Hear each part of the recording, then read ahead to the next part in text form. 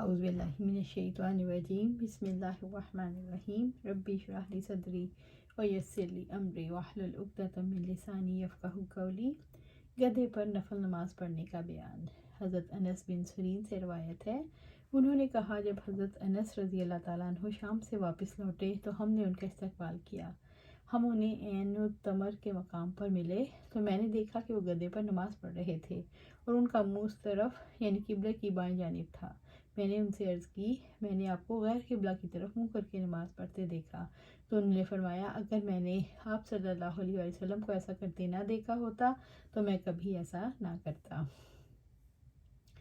سواری پر نفل ادا کرنے کے لیے یہ ضروری نہیں کہ وہ جانور معقول اللحم ہو اور اس کے فضلات وغیرہ پاک ہوں، البتہ یہ ضروری ہے نماز پڑھتے وقت نمازی کے جسم یا کپڑوں کا کوئی حصہ نجاست آلود نہ ہو۔ جو دوران سفر نماز کے بعد نفل نہیں پڑھتا۔ حفص بن عاصم سے مروی ہے، حضرت ابن عمر رضی اللہ تعالیٰ عنہ سفر میں تھے، فرمایا میں نے نبی صلی اللہ علیہ وسلم کا ہم سفر رہا ہوں، میں نے آپ کو کبھی دوران سفر میں نفل پڑھتے نہیں دیکھا، اور اللہ کا ارشاد گرامی ہے یقیناً تمہارے لیے رسول اللہ صلی اللہ علیہ وسلم کی ذات گرامی میں بہترین نمونہ ہے۔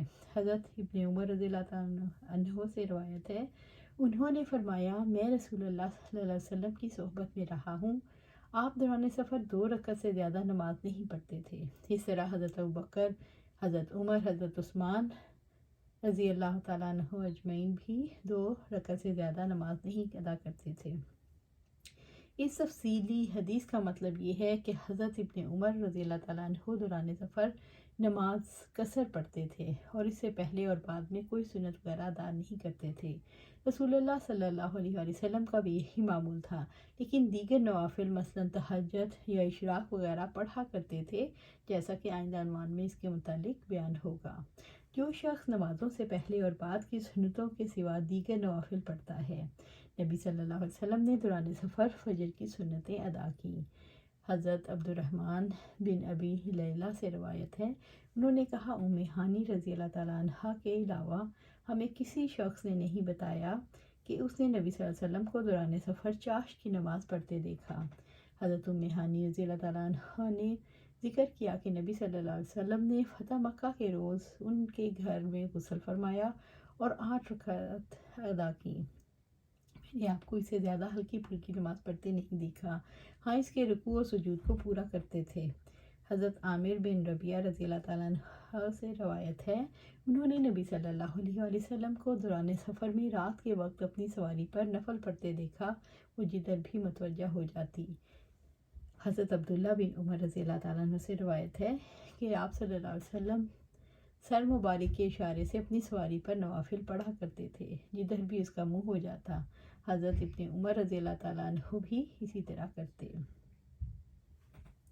دوران سفر میں نماز مغرب اور نماز عشاء کو جمع کرنا۔ حضرت عبداللہ بن عمر رضی اللہ تعالیٰ عنہ سے روایت ہے، انہوں نے فرمایا نبی صلی اللہ علیہ وسلم کو جب سفر کے لیے جلدی ہوتی تو مغرب اور عشاء کو جمع کر لیتے۔ حضرت ابن عباس رضی اللہ تعالیٰ عنہ سے روایت ہے، انہوں نے فرمایا آپ صلی اللہ علیہ وسلم دوران سفر میں ظہر اور عصر کی نماز کو اسی طرح مغرب اور عشاء کو ملا کر پڑھ لیتے۔ انس بن مالک رضی اللہ تعالیٰ عنہ سے روایت ہے، انہوں نے فرمایا نبی صلی اللہ علیہ وسلم سفر میں مغرب اور عشاء کی نمازوں کو جمع کر کے پڑھتے۔ علی بن مبارک اور حرب بن شداد نے یحییٰ بن ابن کثیر سے مغرب اور عشاء کو جمع کرتے وقت اذان دے یا صرف اقامت کہے۔ حضرت عبداللہ بن عمر رضی اللہ تعالیٰ عنہ سے روایت ہے، انہوں نے فرمایا میں نے رسول اللہ صلی اللہ علیہ وسلم کو دیکھا جب آپ کو سفر میں جلدی ہوتی تو نماز مغرب کو مؤخر فرماتے، یہاں تک کہ مغرب اور عشاء کو ملا کر پڑھتے۔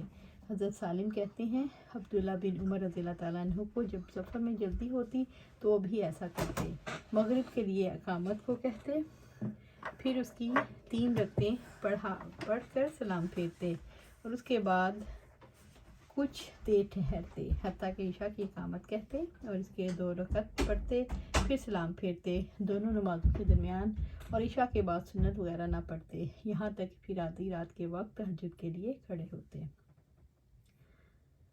انس رضی اللہ تعالیٰ عنہ سے روایت ہے کہ آپ صلی اللہ علیہ وسلم دوران سفر ان دونوں نمازوں یعنی مغرب اور عشاء کو جمع کرتے۔ اللہ سبحانہ تعالیٰ سے دعا ہے کہ اللہ سبحانہ تعالیٰ ہمیں قرآن و سنت پر عمل کرنے کی توفیق دے اور اس پر جمع دے، آمین یا رب العالمین۔